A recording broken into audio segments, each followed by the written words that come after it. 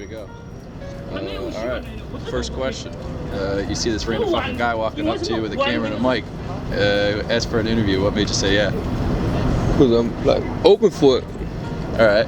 So, would you say you're a pretty open person in general, or you know, you take a lot of courage for you to say yeah? No, in general. All right. So, what brings you here to New York? Why are you sitting here right now? I'm ready to take the train. Go back to Jersey. Yeah, that's where I'm going too. Where you live, man? Jersey City. Fuck yeah, me too. Fuck yeah. So, why'd you come all the way in here? See my wife. No fucking way. How long you been waiting? How long you been married? 8 years. 8 years. That kind of takes a lot of commitment. Of course, of course. What's been the biggest struggle in that? Other woman. All right. Explain that for me. You know, they see a good-looking guy, you know, and they be looking, and your wife just starts with what they looking at, huh? You know, that nagging, normal things. And I'm sure she does the same thing. I'm sure there's fucking hot guys out there. Yeah, you know. So you guys have it obviously pretty solid if you've been together. Yeah, of course. Do you have any kids or anything? No, not yet. Okay. Are you planning on it? Yeah, of course. How long is that gonna take? Nah, we're going through it now, you know. Okay. All right. So how'd you guys meet? Right here in New York. What doing what? In Port Authority. No fucking way. Yeah. So how'd it happen? You guys met eyes on a bus or in a line or something? No, we actually was she was on one escalator, I was on the other. Okay. And we was walking up, and we just the whole time we was looking at each other all the way up, and then you guys eye fucking the shit out of each other. Yeah, basically all the way up. And then what a coincidence, we got on the same bus and everything. So you talked the whole way home? All the way up. What'd you talk about?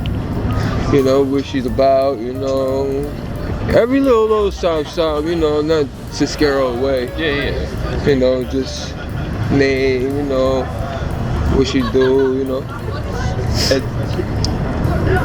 She's obviously not here. What's her best quality? What's your favorite thing about her?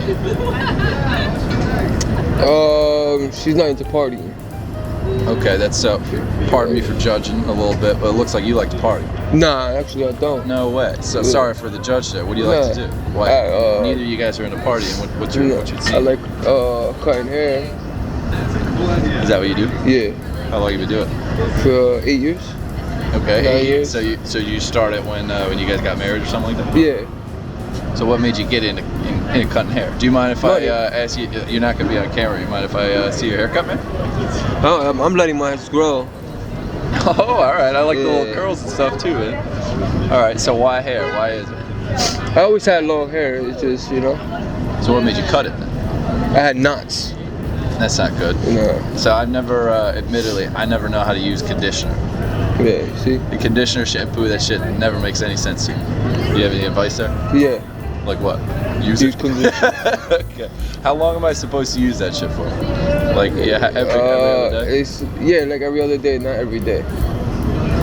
Because you always want to have your hair in some type of dirtiness. Okay. And why? Dirtiness, that doesn't really make any sense to me. Why? No, it's because how can I say?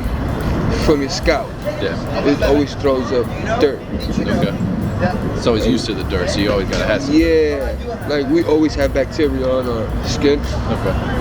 Like even though if you wash your hands, you always have bacteria on your hands. Yeah. You can shower, still have bacteria. Okay. So you always gotta have some shit in. Yeah, you always have to have some. Alright. So I'm gonna switch the question up a little bit. Alright. I already asked you biggest struggle in marriage. What's been your biggest triumph in life? What do you mean? Like troubles? Yeah, like what's the biggest struggle in your life, and where's the time that you have felt on top of the world? Now. Right now? Yeah, because I just did, before I met my wife, I did 9 years. Okay, what for? For guns and drugs. Okay. And what got you into that life in the first place? Fast money. Fast money. And so there must have been an appeal there. It must have been coming real fucking fast. Yeah, it definitely was. So. And it really ended real fast. Okay, that's obviously not good. Yeah, it always. Can you talk about any of the sick stories for when you were living the high life for a little bit? And can you talk about the difference between the high life and the really low life? Before I used to rent cars like nothing, and now I don't have a problem with getting on a train. You know what I'm saying? Like before it was, you crazy? I'm not getting on a train. I'm that nigga, so like, you can't fuck with me. Yeah. Like, you know, that's the way it used to be. But now it's like I don't have to look over my shoulders. I just sit there. Like when you pulled up, I didn't have to be like double up. Yeah. No, I just simply just did that. So you think you're a little more open now? That Yeah. You've been, in 9 years. Yeah, of course. What were the 9 years like? Because I can't even begin to comprehend a week, behind bars. Oh yeah, sanity.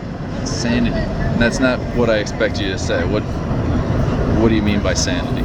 Keep yourself busy. And reading books, educating yourself. Okay. You know. All right. Do you make any good friends in there too? Reading these sick books? Absolutely not. There will be never no good friends in spaces like that. So no good friends in spaces like that? No, because it's like, how can I say? It's like when you're an offender, it's like usually like it's a revolving door, and you just keep going, and going and come out going.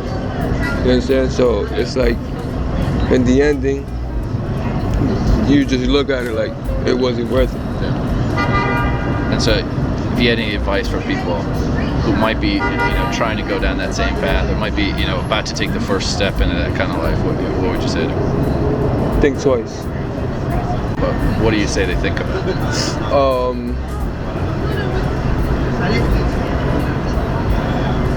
Do more like how can I say? It's like scare straight. You could get them into those type programs. They got those.